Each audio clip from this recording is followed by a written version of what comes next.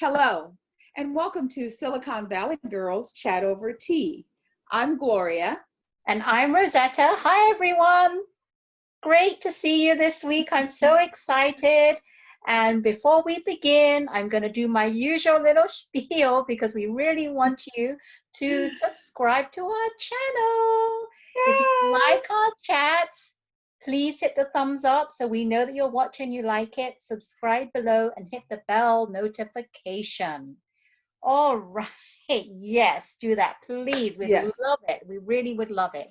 All right. I'm going to start off with the tea that I'm drinking today, and it's by Numi. It's an organic tea, and it's called Gunpowder Green. And this is what it looks like. Can you see? Ooh. Oh, you can't see. There you go. Oh, yeah. Now we can. Yes. Okay. It took a while for me to find the ingredients, and I found it now. It was not that easy to find.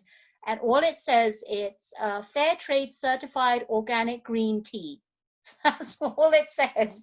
Because it's gunpowder green, and it says that this a whole leaf organic green tea is gently steamed and then rolled into small tight pearls. So basically, it's a green tea, but that's what it is. Numi, and I have it seeping. Think it's ready, and I'm gonna do cheers. Cheers, Gloria. Cheers. Ooh, cheers. Enjoying this. All right, go ahead. You tell everyone watching what you're drinking. And I'm drinking honey lemon ginseng green tea. Okay. I'm gonna get it. I'm gonna get it. I'm gonna get it. I'm gonna get it. I just saw it. Okay, come on. Oops, there we go. Little honey lemon ginseng green tea. The ingredients are green tea, lemon, licorice, someone's favorite. Yes, it is. Natural flavor roasted chicory, ginger, orange blossom, dried honey, and Asian ginseng. Nice. Yummy, nice. yummy, yummy. It's already I love nice this because with sometimes licorice. when you're just, you want just a little something, it's just a very good, warm, citrus tea. So, cheers. Cheers. Thank you. Cheers again, everyone. Cheers. So first and foremost, before Rosetta and I get into our daily chat, we wanted to take a moment out and send our thoughts and prayers to the people of Beirut. They experienced a massive explosion this morning, and at least 100 individuals have lost their lives, and thousands of people have been injured. So God be with you. And that was yesterday, right? Yesterday? Yes. That was yesterday, not this morning. Well, I think it was yesterday for them, but we got the notification this morning. It came up on Good Morning America today. Okay. All right. Yeah. You know how we're like, I think they're like 20 hours ahead of us or something like that. So there's a time lapse, but it is the number one trending story right now. Yes, so we want to wish everyone, hope everyone's safe and no serious injuries, because that explosion was massive. Yeah, massive.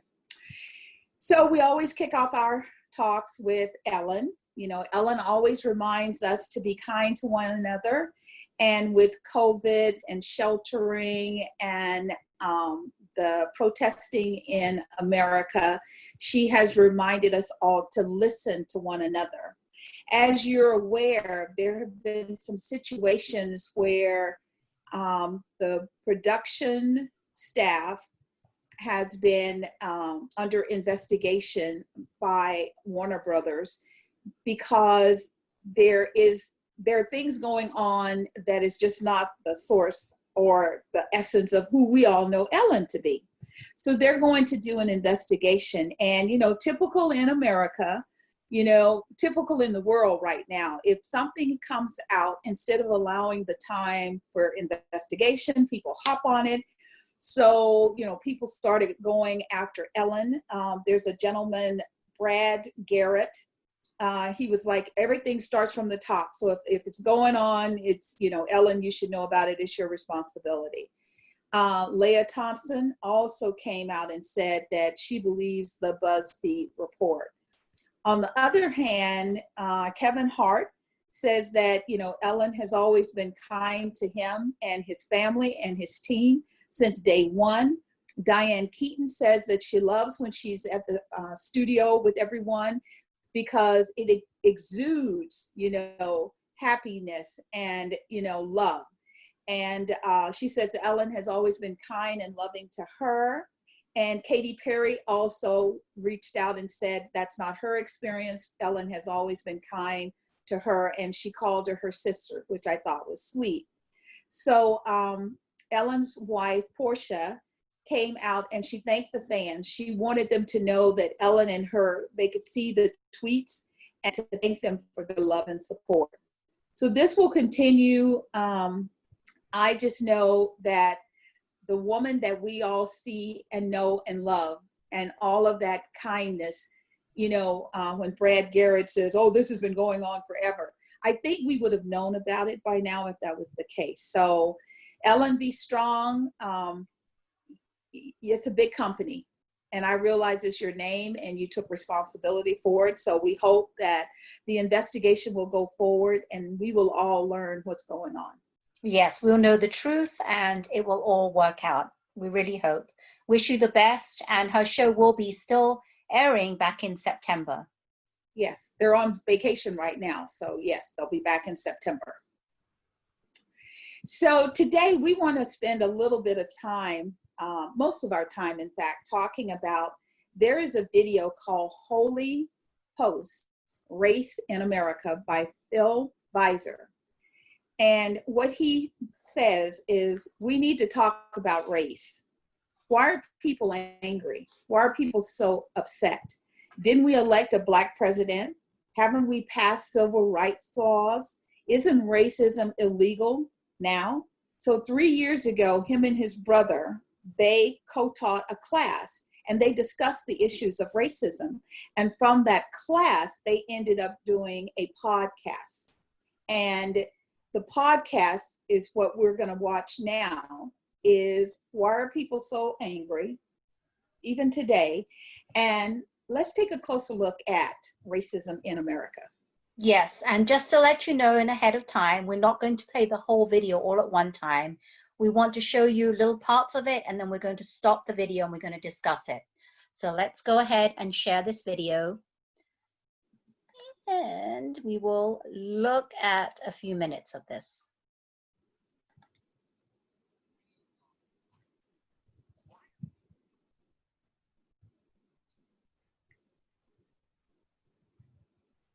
Can't hear him. Oh, you can't hear him. Can't hear him.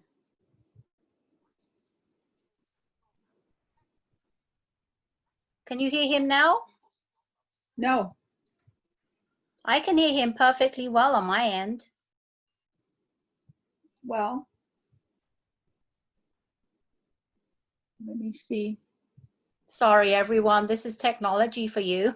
I hear it.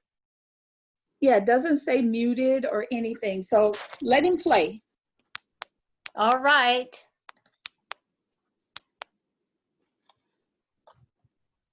Do you hear it now?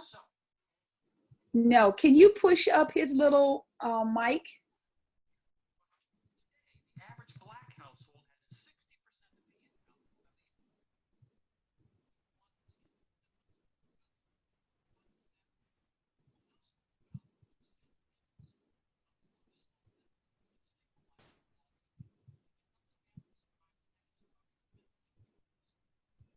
All right, we're going to pause it for a minute. Sorry, everyone. Do you hear it, Gloria, on your end? No, can't hear him at all. Oh, that's very odd. Okay, well, everyone, we were supposed to be playing this, watching it, and then talking about this. Well, as you always say, how technology happens, what you can do is you can let it play there. I will let it play here. I will mute myself, and that way at least I can stay attuned to where you are, so we can talk about it. Okay, but okay, so maybe I'll start from the beginning again, everyone. Sorry about the interruptions. As it is, we'll keep going. All right, so let me know when you're ready, Gloria. Go for it. We're ready to rock and roll.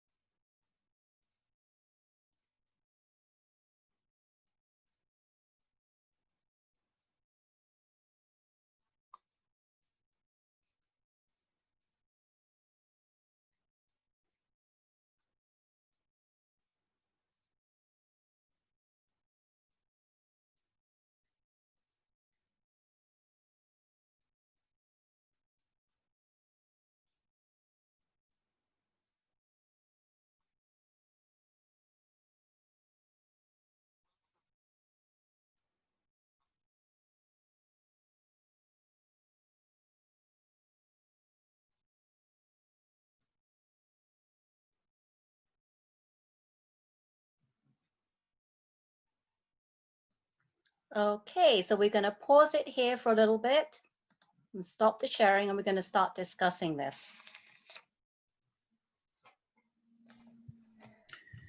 Yes. Wow. So that was a lot to soak in, and I've seen this whole video, and I did take some notes on it. And Gloria, do you want to start? Because Gloria is the one that brought this up to me, and I'm sure you have some things to say about this. You know, for myself, it was so interesting because as a Black woman, you know these things. However, you don't know how they occurred. And you also don't know how they have been sustained through time. And watching this video, I was like, oh my God, of course it's going to be difficult for people to be viewed as equal.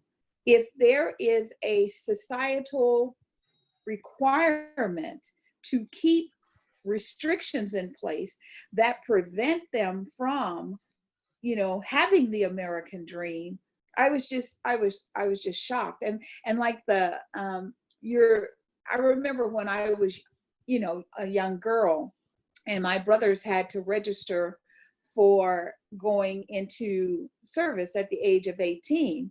And I always thought it was really interesting because now I'm from the South. In the South, when you're 18, you're considered an adult. So, at least if you wanted to go to a bar, you could go to a bar. Whereas in California, it was 21.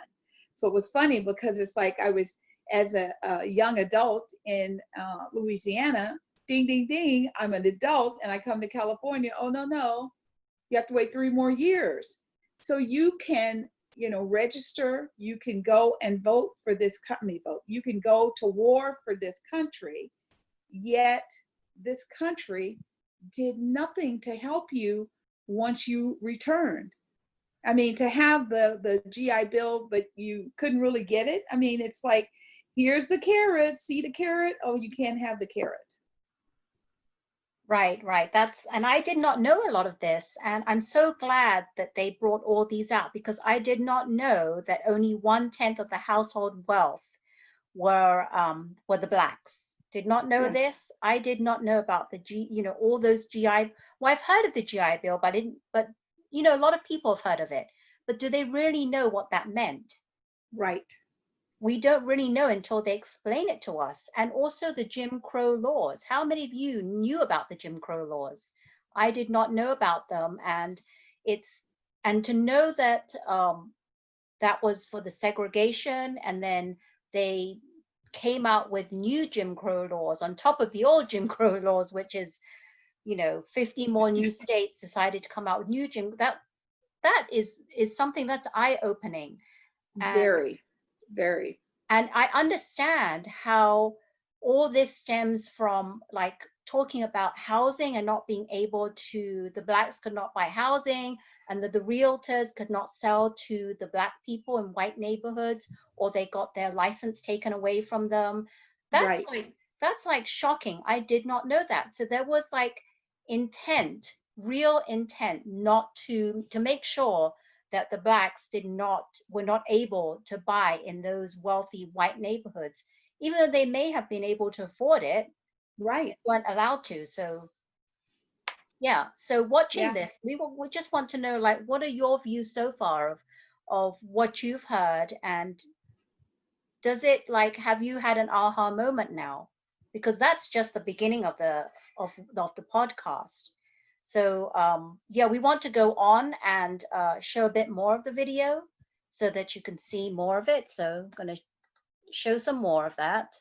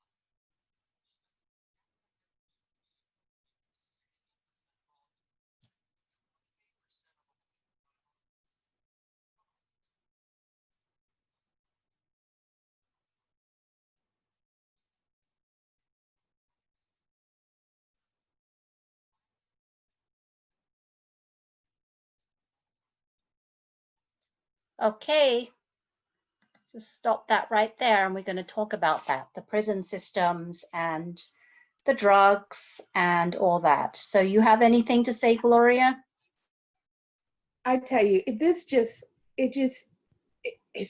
sickening to think, when you come from a community and you see the unfairness, it's not that you accept it, it's just you think, oh, there's what can I do, how can I make a difference?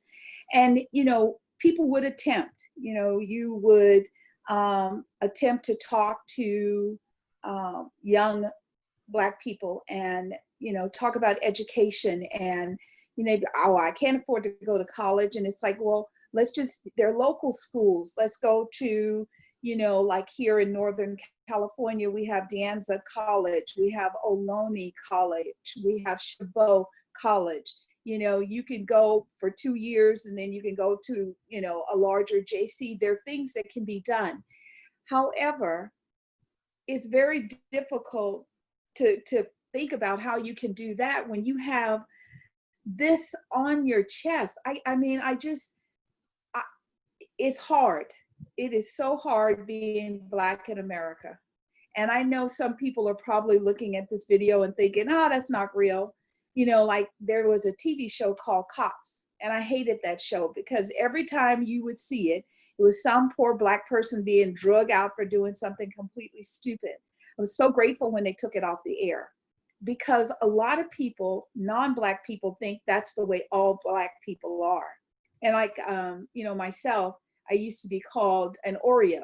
And what that means is that I'm Black on the outside, but I'm white on the inside, because, I reflect a little intelligence, and, I know how to carry myself in public.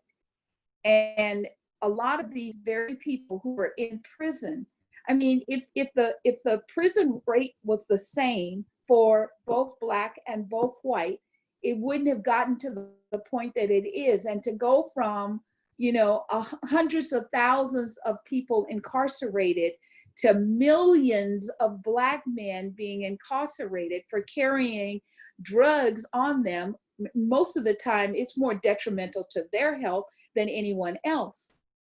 And one last thing, and I'll let you talk.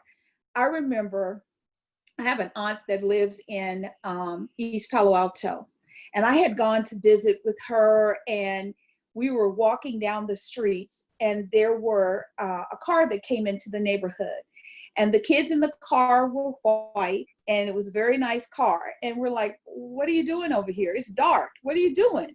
And they're like, do you have anything for selling? And we're like, what the hell are they talking about? They were looking for drugs. And I remember, and I was, relatively young girl. And I said to, my cousins and siblings that I was with, okay, now we're going to see a difference, because when this affects the white community, this crack cocaine, like it's affecting the Black community, they will do something about it.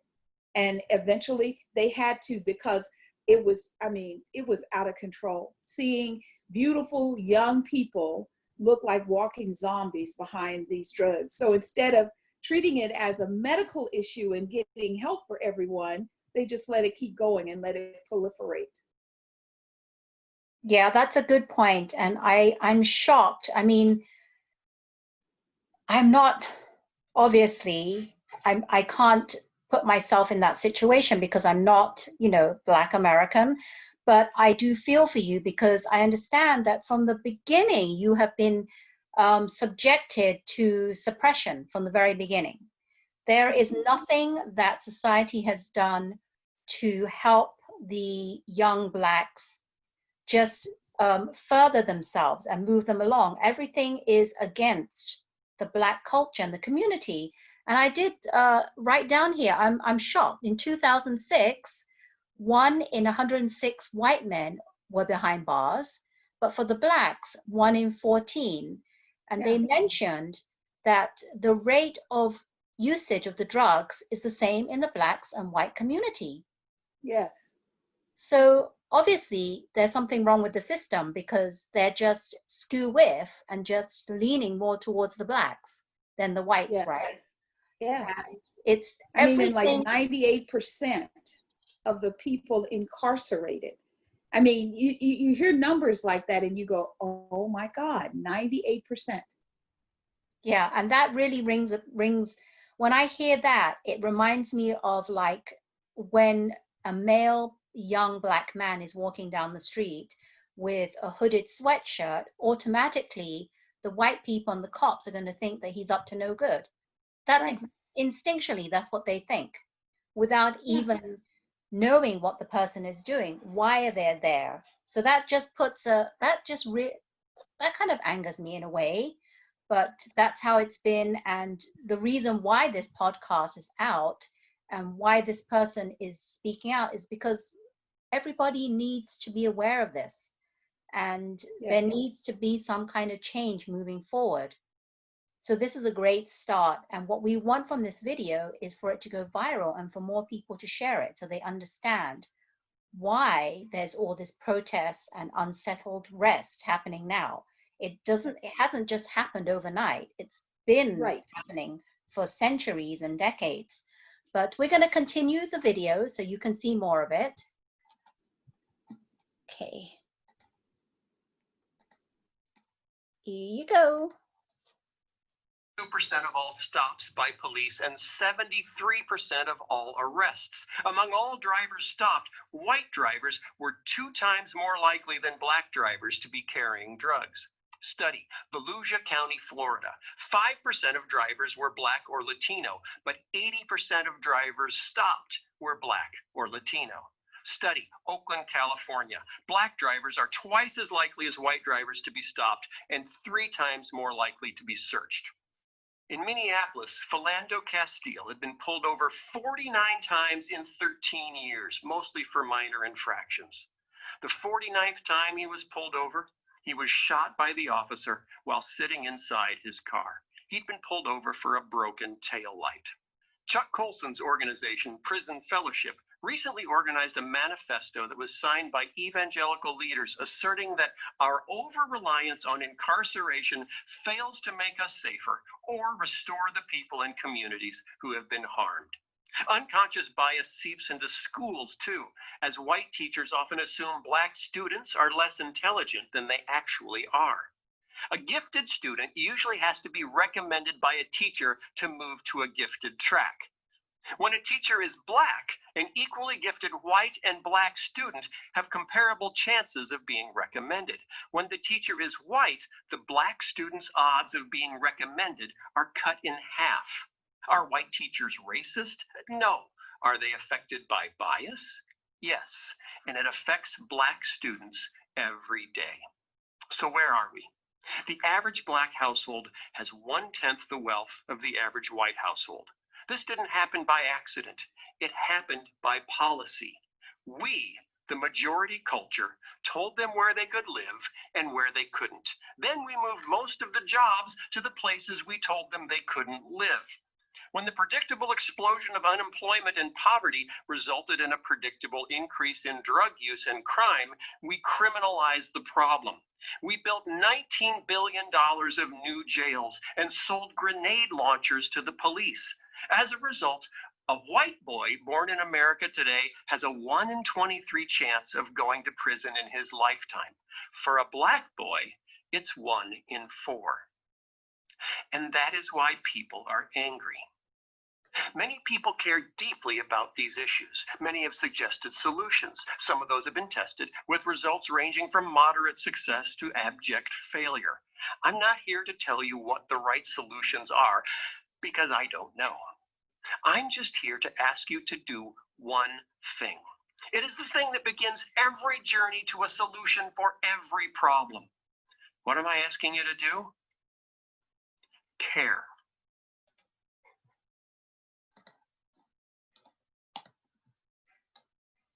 Wow. Okay, this last segment was just wow. And I've seen this before. Wow. It's just wow.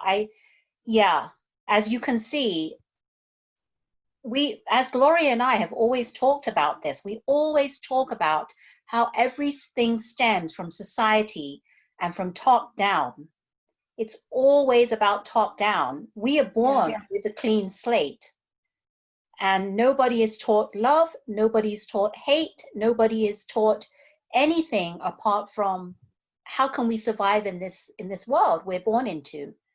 And it's so important, and society has shown that the way that they have treated the Black people in this nation is just crazy. I mean, did you see that if there's a teacher who's Black and they want to recommend a Black and white child, Right. they'll be more fair among the Blacks Right. and whites. But if it's a white teacher, she will side among the white person. That's just, Right. I tell you, that's more about her beliefs and what she's, I don't know, she sides against that. I just don't understand. We need to change that. So yeah, it's, I defer back to you, Gloria. I want to hear what you say. It is definitely a wow moment. You know, a white child, 1 in 23 chances of going to jail, whereas a little Black child is 1 in 4. And when did it become acceptable that our police department uses grenade launchers and war equipment like tanks against its own citizens? Americans, we have got to wake up. And like you know, Phil said in his talk, you have to care. The thing that I always impress in myself and my children and my friends and my family, what if things were to change? I believe in evolution, and I know what is here today will not be here tomorrow. So if you treat people like crap just because you think you're a superior race, what happens if that race all of a sudden is no longer superior? Then you will then be in the position that you had others in. I believe in karma. I believe what you put out, you get back. So I'm always about trying to figure out how to be kind and loving in all situations. So the thing that's different about this versus when Dr. Martin Luther King attempted to do this, it was, we didn't have technology that shared information like we do today. People throughout the world, they might have heard of what was going on in America, but it was like after effect. Now we see things live, factual. So this is now a world issue. We are receiving support from the world that this is catastrophic, this is terrible. And the saddest thing for me is to watch my government not care. My government that says, I'm for the people, of the people, by the people, I am here for you, not care. So children, and I can say that because I'm a little old lady, children, I am so grateful that you are out there marching. I am so grateful for everything you're doing. I just want you to be careful. And Rosetta and I, we're going to put the link to this down below because we want you to check it out. We want you to really sit and think about this. How can you expect people to behave a certain way when you have taken every chance and every opportunity from them to be just like you? Away from them. You've taken it away from Yes. them. And that's from the very beginning, all the way Yes. back, way back to when the Jim Crow laws came into effect. You've taken that away from them. And I mean, I was blown away because I mean, I've heard the term Jim Crow, you know, this is Jim Crow. However, to see that Jim Crow laws were put in place to make sure that they kept things down, that they kept things segregated. yes, I shared with Rosetta, I saw the movie Harriet, the new updated version. And, you know, being in the South, I always knew that once the slaves were freed, that the northern slaves were freed earlier than the southern slaves. And in the movie, they address it, and it's very specific. They didn't want them to know. And in this video that we just watched, when you were a property of a slave owner, they would at least make sure you were healthy. If you got sick, they took care of you. When you became a free individual, then they didn't care. If they ran you into the ground, next. they didn't care. So that's why Phil ends his video with, the most important thing you can do is to care. And we ask you to please care. Very well said. That's the final word we want to put is care. Be caring. That's what's going to help everyone. Caring. Think of that word and remember that, caring. And we do want you to watch this video again and share it to as many people as possible, because it was an eye-opener for me. And I'm sure there were some things that Gloria didn't know. And we just want to pass it on. And now I know it's opened my eyes, even though I'm a person that treats everyone equally. And it's just, I did not know what I didn't know. And now I know. Knowledge, I always say, is power. Yes. And now you have the power. What are you going to do with that knowledge? So that's how we ended up. Absolutely. And thank you, Gloria, for sharing this video with me so that we could share it with everyone else. And thank you for, participating with me to help bring this video out, because I think it's important information. And yes, knowledge is power. Yep. So we're going to kind of turn our attention a little bit to COVID-19 as far as an update for you all. As of Tuesday, I don't know what the numbers were last night, but as of Tuesday morning, they published some new numbers on CNN that I want to share with everyone. So, new COVID outbreak: Spain, 0. France, 0. Canada, 285. The United States of America, 49,876. So you might as well say 50,000. And last night in the United States, 60,000 new cases. So we want you to know you have got to take responsibility for your life. You cannot let government take care of you, because as you can see, that's not happening. Our young people, for whatever reason, you don't believe you can get it. You don't care if you give it to mommy or grandma. I just don't understand how we have created such a society of selfish individuals that just don't care. So we're going to pray for you because we love you and we want you to have a good life. This condition can affect your lungs, your heart, other body functions forever. It is not I get a cold and I get over it. You need to get that in your mind. Forever. So Rosetta and I have been doing a little checking because it's about wearing your mask, physical distancing, not social. Social is online. No, physical. You see someone and they get close enough that you can touch them with your hand. Say, excuse me, back up, back up, back up. Physical distancing at least 6 feet, and where you can 10 to 12. And then the most important thing that we want you to know is always wash your hands. As a child, that was the first thing, wash your hands. So wash your hands. And as far as masks, did you know that surgical masks should just be a one-time use? After you use it, you should discard it. It is not something where you can use over and over. Rosetta and I didn't know that until today. Yep, and we know this because I was thinking about doctors. When they go in to see patients and do their rounds, they use one mask in the patient's room. Then when they leave, they throw it in the garbage. They move on to the next patient, and then they put another new mask on. They don't keep the same mask on throughout their patient visits. So it's a one-time use. And please, everyone, wear your masks. I see so many people out there that have masks and they're holding it in their hand. What is the reason for that? Or they're putting it on their chin. People, it's not a chin guard. No. It's not a chin guard. It's meant to be worn as a mask.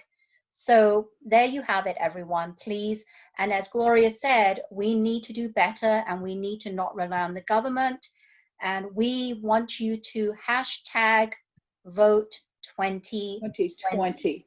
Vote yes. 2020. So any of you out there, please, if you have not registered, we really need you to register.